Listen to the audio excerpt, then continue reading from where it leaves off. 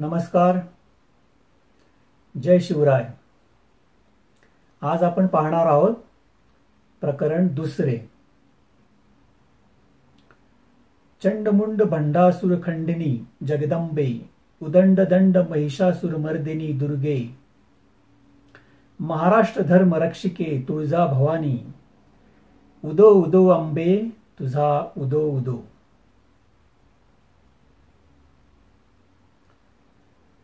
प्रकरण दुसरे. मिर्झाराजे शिवाजीराजे मानसिकता. Whether you think you can or think you can't, either way you are right. Henry Ford. इतिहासकार sir Jadunath सरकार यांनी मिर्झाराजे हे अनुभवी, अत्यंत पराक्रमी, धूर्त मुत्सद्दी व कठोर राजकारणी असल्याचे म्हटले आहे. ते योग्यच आहे. पण स्वराज्यावर आक्रमण करतेवेळी त्यांची मानसिकता कशी होती हे कळणे महत्त्वाचे ठरेल, कारण त्याचा पुरंदरच्या तहाशी जवळचा संबंध आहे. सर्वप्रथम एक गोष्ट लक्षात घ्यावयास हवी, ती ही की स्वराज्य बुडवण्याची कामगिरी त्यांच्यावर सोपविली गेली होती. त्यांनी ती मागून घेतलेली नव्हती.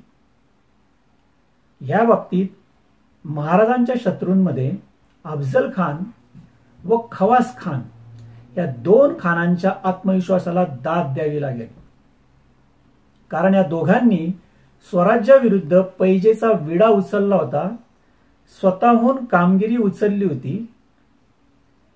अर्थात महाराजांनी दोघांचा पराभव केला ही गोष्ट वेगळी. दोन्ही खान मिर्झाराजांपेक्षा श्रेष्ठ होते असा पण याचा अर्थ नव्हे. महाराजांना हे राज्य काही वडिलोपार्जित मिळालेले नव्हते, तर त्यांनी प्रतिज्ञा घेऊन स्वराज्य निर्मितीला सुरुवात केली होती. प्रचंड आत्मविश्वास आणि ज्ञान असल्याशिवाय हे कसे शक्य आहे? दुसरी गोष्ट म्हणजे मिर्झाराजांचे व महाराजांचे सैन्यबळ. शिवशाहीर बाबासाहेब पुरंदरे लिहितात, औरंगजेबाला हे पटेच ना की दिल्लीच्या अफाट फौजेपुढे, प्रचंड तोफखान्यापुढे आणि अपार पैशांपुढे मराठे हार जाऊ शकत नाहीत. लाखाहून जास्त फौज असलेल्या शाहिस्ते खानाला म्हणे अवघ्या 24 तासात पळवून लावले. बोटे तोडली म्हणे बोटे तोडली. काय हा तमाशा चालला आहे? या गद्दार बदतमीज मराठ्यांना चिरडूनच काढले पाहिजे. यांना खास स्वतःचे स्वतंत्र मराठी राज्य हवे आहे काय? काहीही झाले तरी ते निर्माण होऊ देणार नाही, असा त्याचा जगप्रसिद्ध आणि जबर महत्वाकांक्षी दिल्लीश्वराचा निश्चय होता. त्याच्या या अमंगळ निश्चयाला साथ द्यावयास महाराष्ट्रातील कित्येक हरामखोर फितूर त्याला सामीलही झाले होते. औरंगजेबाने मिर्झाराजांच्या पदरी अनेक नामवंत सरदार, पैसा, तोफखाना मिळून लाखभर सैन्य दिले होते. महाराजांकडे तुलनेने फारच कमी सैन्य होते. सैन्य बलाची तुलना करता मिर्झाराजांची विजयाची शक्यता जास्त होती. तरी पण दक्षिणेत आल्यावर त्यांनी शिवशत्रूंना बोलावून आपली बाजू बळकट करण्यास प्रारंभ केला होता. आपल्या स्वतःच्या सैन्यबळावर विजय मिळणार की नाही असा त्यांना संभ्रम पडला होता काय? विजयाच्या खात्रीसाठी त्यांनी हा खटाटोप चालविला होता काय? इतिहासकार सर जदुनाथ सरकार लिहितात, जानेवारीमध्ये त्यांनी म्हणजे मिर्झाराजांनी आपले ब्राह्मण गुप्तहेर वेगवेगळ्या दखनी म्होरक्यांकडे शिवाजी विरुद्ध चिथवण्यासाठी पाठविले होते. ज्या कोणा लोकांना शिवाजीबद्दल आकस होता किंवा भोसले घराण्याच्या या अचानक उत्कर्षाबद्दल हेवा वाटत होता, त्या सर्व लोकांशी हेरांमार्फत संपर्क साधण्यात आला. अफजल खानाचा मुलगा फाजल खान याला पण मिर्झाराजांचे पत्र गेले. बापाच्या मरणाचा सूड शिवाजीवर उगवण्यासाठी तू मोगली छावणीत दाखल हो, अशाचं पत्र मिर्झा राजांनी फाजलखानाला लिहिलं. महाराजांनी मात्र कोणालाही असे आवाहन केले नाही, तशी गरजही त्यांना वाटली नाही.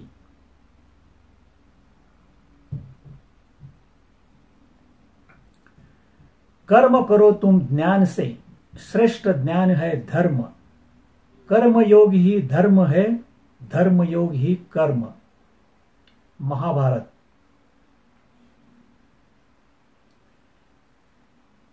तिसरी महत्वाची गोष्ट म्हणजे या दोघांचे त्यांच्या स्वतःवर असलेला विश्वास व आत्मिक सामर्थ्य. मिर्झा राजांच्या विजयासाठी 400 पंडितांनी यज्ञ, होम हवन चालू केले होते. शिवशाहीर बाबासाहेब लिहितात, शिवाजी महाराजांविरुद्ध आपल्याला यश मिळावे म्हणून मिर्झा राजे दिल्लीहून निघाल्यापासून व्रते व अनुष्ठाने करीत होते. मोठमोठ्या ब्राह्मण पुरोहितांनी त्यांना सल्ला दिला होता की देवी प्रयोगी अनुष्ठाने करावी म्हणजे यश येईल. यावर मिर्झा राजांनी तर कोटीचंडीचे होम हवन आणि 11 कोट शिवलिंगार्चने करण्याचा संकल्प सोडला. मिर्झा राजांनी देवी संतुष्ट व्हावी म्हणून खूप खर्च करून यथासांग होम हवन केले. पूर्णाहुती अर्पण केली, लिंगार्चनाची सांगता केली, संतर्पण केले. इच्छा एकच, या बंडखोर शिवाजीचा पाडा व्हावा आणि त्याच्या स्वराज्याची पूर्णाहुती आपल्याच हातून पडावी. तो शरण यावा. शिवाजीचा आणि शिवराज्याचा पराभव करण्यासाठी मिर्झा राजे शिवशक्तीची आराधना आणि अनुष्ठाने करीत होते. धन्य. मिर्झा राजे धार्मिक होते, स्वतःच धर्मनिष्ठ समजत होते, पण धर्म म्हणजे काय हेच बिचारांना समजले नव्हते. नाहीतर धर्माचा उच्छेद करण्यासाठी खांद्यावर तलवार घेऊन उभ्या राहिलेल्या कर्दनकाळ औरंगजेबासारख्या रावणाला यश मिळवून देण्यासाठी शिवाजी राजासारख्या रामचंद्रावर ते कशाला चालून आले असते. खरोखरच मिर्झा राजांना हे समजत नव्हते की औरंगजेबाला यश मिळवून देण्यासाठी आपण ज्या आदिशक्ती देवीची व शंकराची उपासना करीत आहोत त्या भवानी शंकरावरच घणाचे घाव घालावयास हा औरंगजेब सज्ज झालेला आहे आणि आपणच त्याच्या हात बळकट करीत आहोत. पण एवढा विचार करील तो राजपूत कसला. परंतु एकट्या बिचारा मिर्झा राजांना दोष कशाला द्यायचा. कारण मनात प्रश्न उभा राहतो, या 400 विद्वानांना धर्म समजला होता काय.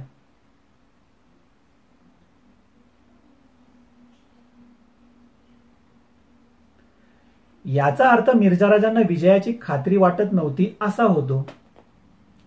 त्यांचा आत्मविश्वास डळमळीत झालेला दिसतो व या ठिकाणी ते प्रयत्नवादी न दिसता दैववादी दिसतात.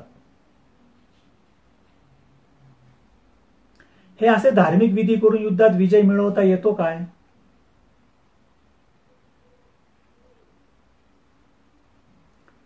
या बाबतीत मला स्वतंत्रवीर सावरकर यांच्या जीवनातील एक प्रसंग पुण्यातील प्रबोधन व्याख्यानमालेत ऐकल्याचे आठवते. वक्त्याने सांगितली की ही गोवा मुक्ती संग्राम चालू असतानाची गोष्ट आहे. या संदर्भात काही लोक सावरकरांना भेटले व त्यांनी यज्ञ, होम हवन व अनुष्ठाने चालू करणार असल्याचे सांगितले. पण हे ऐकून सावरकर पटकन म्हणाले, तिकडे गोव्यात रणचंडिकेने गोवा मुक्तीसाठी यज्ञ सुरू केला आहे. तिकडे जा, गोवा मुक्ती संग्रामात सामील व्हा.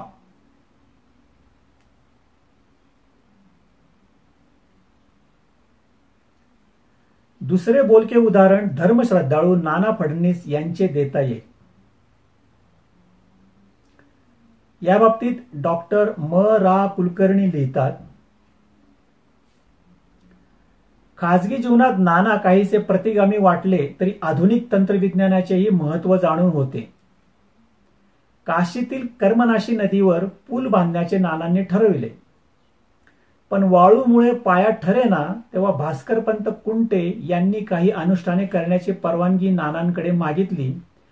तेव्हा या कामास अनुष्ठाने उपयोगी पडणार नाहीत असे कळवून एका फ्रेंच इंजिनियरला 20,000 रुपये देऊन काशीस रवाना केले.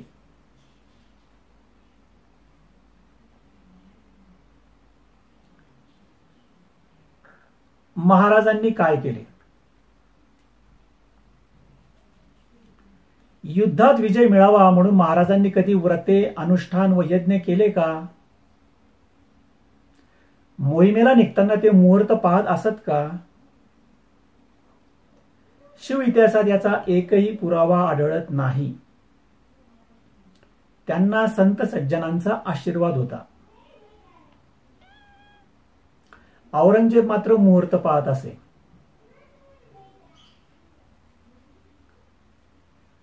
स्वराज्यातील जासुदांनी मिर्झा राजांच्या मोहिमेची बातमी महाराजांना दिली.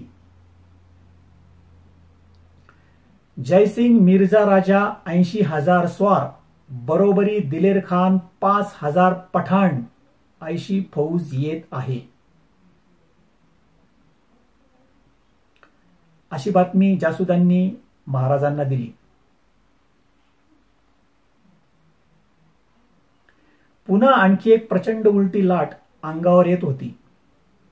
स्वराज्यावर एक प्राणांतिक संकट येत होते. दुसरा कोणी असता तर त्याने हाय खाल्ली असती, निदान संरक्षणासाठी लढाईची मोर्चे बांधणी सुरू केली असती. परंतु महाराज मुळीच डगमगले नाहीत. ही प्रचंड मोगली फौज येण्यास अजून अवकाश आहे, तोपर्यंत अजून दुसरीकडे काही फायद्याचे मिळते काय याचा ते विचार करीत होते. आणि खरोखरच महाराज दुसऱ्या एका कामगिरीवर निघाले. मिर्झा राजे स्वराज्यावर येण्याच्या आत त्यांनी ही कामगिरी उरकण्याचे ठरविले. ही स्वारी होती आरमारी म्हणजेच बसनूरची मोहीम. यावरूनच महाराजांचा आत्मविश्वास लक्षात घ्यावा.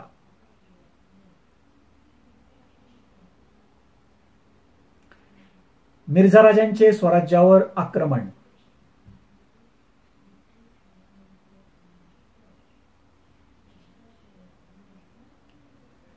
जेव्हा प्रदेश बेचिराख केले जातात त्यावेळी राजांना मैदानात येऊन लढावेच लागते, नाहीतर आपल्या सर्व यातनांना कारणीभूत होऊन सुरक्षित झालेल्या व सुरक्षितपणे बसलेल्या राजांच्या विषयी प्रजेच्या मनात तीव्र द्वेष भावना निर्माण होते. नरहर कुरुंदकर.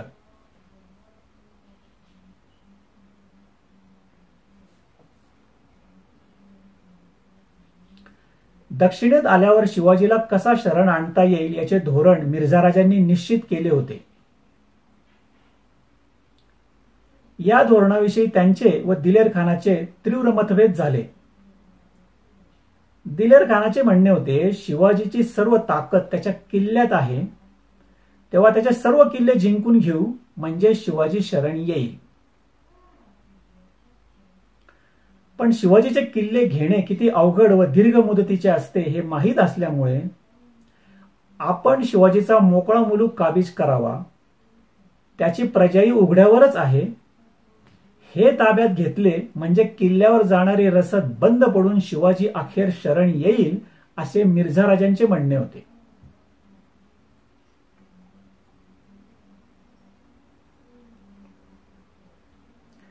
अखेर दिलेर खानाच्या म्हणण्यालाही मान देऊन पुरंदरला वेढा घालण्याचे त्यांनी ठरविले.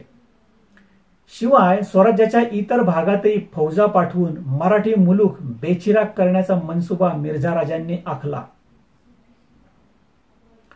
त्यांनी आपल्या अनुभवी बुद्धीने स्वराज्यावर चौफेर हल्ले करण्याची व जागोजाग लष्करी तळ बसवण्याची योजना तयार केली. पुणे, लोणी, लोहगड, पायथा, जुन्नर, सुपे, शिरवळ वगैरे ठिकाणे त्यांनी ठरविली. मिर्झा राजांनी स्वराज्यातील गावेच्या गावे आपल्या मोगली फौजा पाठवून जाळून भस्मसात केली. करे पठार उजाड झाले. बायका पळवून नेण्यास प्रारंभ झाला. पुरुषही कैद करून नेले जाऊ लागले. गुरे ढोरे पकडून नेले जाऊ लागले. पुन्हा एकदा स्वराज्यावर प्राणांतिक संकट आले होते. पूर्वी शाहिस्तेखानाने हेच तंत्र अवलंबले होते. मिर्झा राजांनी तीच परंपरा चालू ठेवली.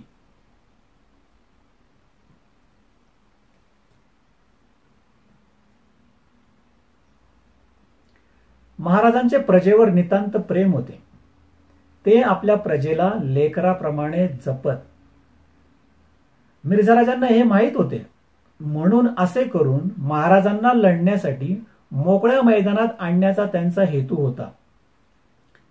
त्यासाठीच राजपूत असलेले मिर्झा राजे बादशाही सेवेत राहून स्वराज्यावर सुलतानी अत्याचार करत होते.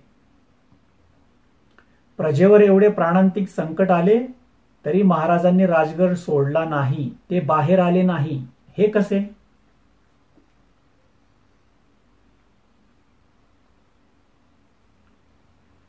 अफजल खानाच्या मोहिमेविषयी नरहर कुरुंदकर लिहितात, अफजल खानाने आपल्या स्वारीची योजना व्यवस्थितपणे आखलेली होती. त्याने शिवाजीच्या राज्यावर एकदम सर्व बाजूंनी आक्रमण सुरू केले होते. सुपे, शिरवळ, सासवड, पुणे, तळ कोकण अशा सर्व बाजूंनी शिवाजीच्या राज्यात एकदम फौजा घुसवणे आणि राज्यभर एकच गोंधळ उडवून देणे हा खानाचा हेतू होता. जेव्हा प्रदेश बेचिराख केले जातात त्यावेळी राजांना मैदानात येऊन लढावेच लागते, नाहीतर आपल्या सर्व यातनांना कारणीभूत होऊन सुरक्षित झालेल्या व सुरक्षितपणे बसलेल्या राजांच्या विषयी प्रजेच्या मनात तीव्र द्वेषभावना निर्माण होते. खानाचा प्रयत्न सरळ होता. शिवाजीला जावळीच्या खोऱ्यातून बाहेर काढणे आणि मैदानी लढाईत नेस्तनाबूत करणे, आणि जर या क्रियेला उशीर लागत असेल तर जनतेच्या मनातील शिवाजी विषयीचे श्रद्धेचे चित्र नष्ट करणे आणि जनतेला शिवाजी तिरस्कार्य वाटेल याची सोय करणे. आपल्या बाजूने खानाने पाऊल योग्य उचलले होते.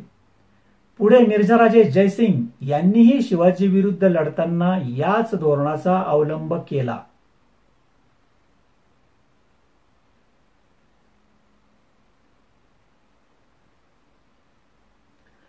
अल्लाउद्दीन खलजीने जेव्हा देवगिरीवर आक्रमण केले तेव्हा रामदेवराय राजा देवगिरीच्या किल्ल्यात जाऊन बसला. परिणामी देवगिरीची प्रजा खलजीच्या तावडीत सापडली. महाराजांनी जेव्हा सुरतेवर छापा टाकला तेव्हा सुरतेचा सुभेदार इनायत खान घाबरून किल्ल्यात जाऊन बसला.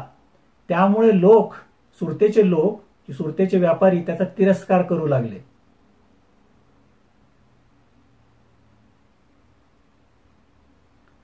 मिर्झा राजांचे चुकीचे लष्करी धोरण. हे जरी खरे असले तरी मिर्झा राजांनी जे लष्करी धोरण सुरू केले होते ते पूर्णपणे चुकीचे होते.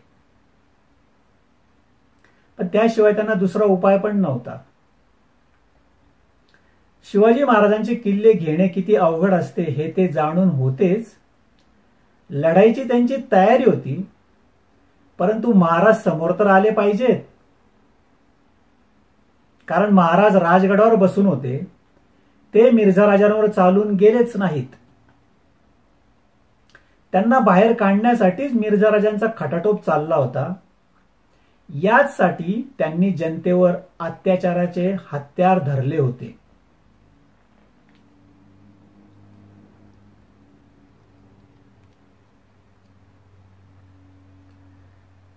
जिथे जनता लढते तिथे फौजा निकामी होतात.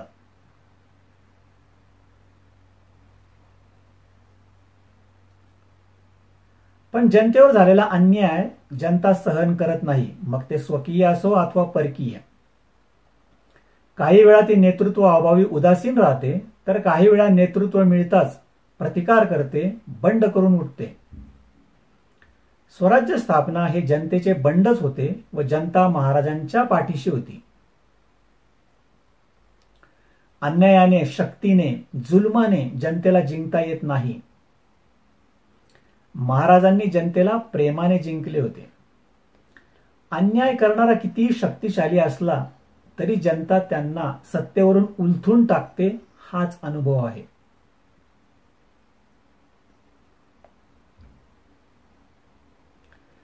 जर्मनीला दुसऱ्या महायुद्धात सुरुवातीला प्रचंड विजय मिळत गेला, पण त्यांच्या अतिहिंसक धोरणामुळे, उच्चवर्ण अहंकारामुळे जनतेकडून तीव्र प्रतिकार झाला. लंडन व इतर शहरावर बॉम्ब वर्षाव होऊन शहरे बेचिराख होऊनही ब्रिटिश जनता हार गेली नाही. तर सोव्हिएत युनियनमध्ये म्हणजे रशियामध्ये जर्मन सेना घुसल्यावर स्टॅलिनच्या जुलमी राजवटीला कंटाळलेल्या रशियन जनतेने प्रथम जर्मन सेनेचे स्वागत केले, पण पुढे वर्णविद्वेषाने अंध झालेल्या जर्मनीने जेव्हा स्लाव वंशीय रशियन जनतेवर अत्याचार सुरू केले तेव्हा त्यांना तीव्र प्रतिकार सुरू झाला. बेचिराख झालेल्या स्टॅलिनग्राडच्या घराघरातून लढाई खेळली गेली. इंच इंच जागेसाठी प्रखर विरोध सुरू झाला. जर्मन व्याप्त रशियामध्ये पार्टिझन मुव्हमेंट्स म्हणजे देशभक्तांच्या चळवळी सुरू झाल्या. यामध्ये रशियन देशभक्तांनी पूल उद्ध्वस्त करणे, रेल्वेचे रूळ उखडणे, छापा टाकणे असे तंत्र सुरू केले. स्टालिनग्राडच्या अभूतपूर्व लढ्याने अखेर युद्धाचे पारडे फिरले व अजिंक्य जर्मन सेनेचा पराभव झाला. खुद्द हिटलरच्या या धोरणाविरुद्ध जर्मनीतील सेनाधिकाऱ्यांनी त्याला सत्तेखाली खेचण्याचे, ठार मारण्याचे कारस्थान केले होते.